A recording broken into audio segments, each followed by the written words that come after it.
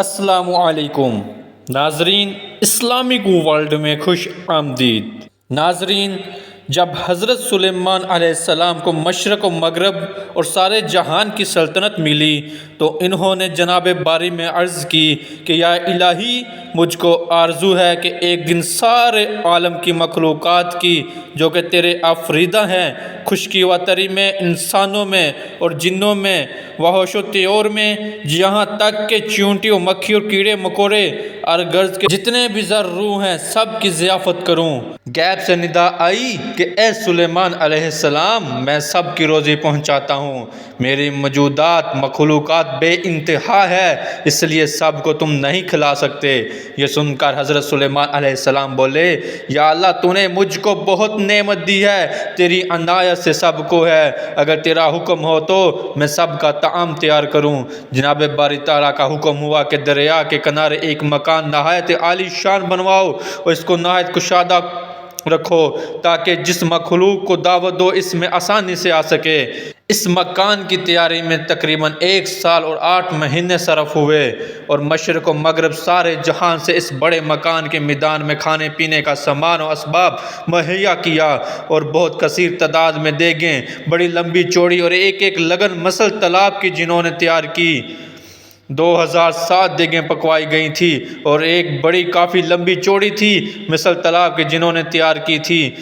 جب کھانا تیار ہوا، جنوں، انس اور حیوانات سب کو اس بڑے وسیع مکان کے میدان میں بٹھایا گیا اور پھر ہوا کو حکم کیا کہ وہ بساط تخت سلیمان کا دریا کے اوپر ہوا پر معلق رکھے تاکہ اس کو ہر متنفس اپنی نظر سے دیکھے۔ منزلہ ان تمام مخلوق کے اس وقت ایک مچھلی نے دریا سے باہر نکل کر حضرت سلیمان علیہ السلام سے عرض کی کہ اے حضرت خداوند قدوس،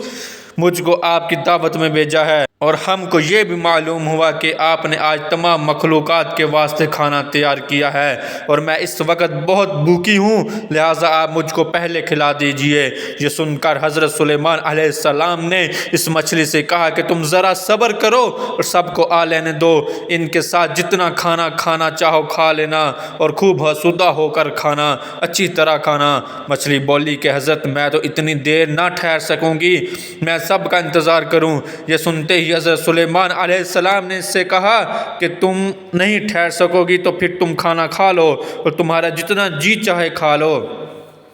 یہ سنتے ہی مچھلی نے اس میدان میں جتنا کھانا تیار ہوا تھا وہ سارا کھانا اپنے ایک ہی لقمے میں کھا لیا اور مزید کھانا مانگنے لگی۔ اے حضرت سلیمان علیہ السلام، مجھ کو تو اور کھانا چاہیے۔ یہ دیکھ کر حضرت سلیمان علیہ السلام بہت ہی متعجب ہوئے اور اس سے کہا کہ اے مچھلی، میں نے تو تمام مخلوقات کے واسطے یہ کھانا تیار کیا تھا، تو سب کھا گئی اور تیرا اس سے پیٹ بھی نہ بھرا اور پھر تم اور بھی مانگتی ہے۔ مچھلی نے کہا کہ اے حضرت، ہر روز مجھ کو 3 لقمے کھانا چاہیے ہوتا ہے اور جو تم نے تیار کیا تھا یہ تو میرا ایک ہی لقمہ تھا، اس کے علاوہ مجھے ابھی 2 لقمے اور بھی درکار ہیں، تب کہیں میرا پیٹ بھرے گا، اور میں تو آج آپ کی مہمانی میں بھوکی ہی رہی۔ اگر آپ اس طرح اور لوگوں کو کھانا نہ دے سکیں گے تو آپ نے ناحق لوگوں کو بلوایا، لوگ آپ سے شاکی ہو کر جائیں گے۔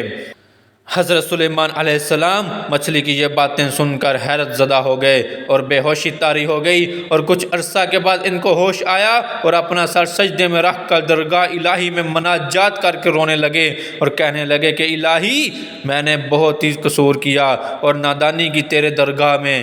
اس بات سے ہمیشہ کے لیے توبہ کرتا ہوں کہ بس روزی دینے والا مجھ کو اور سارے جہان کو تو ہی ہے،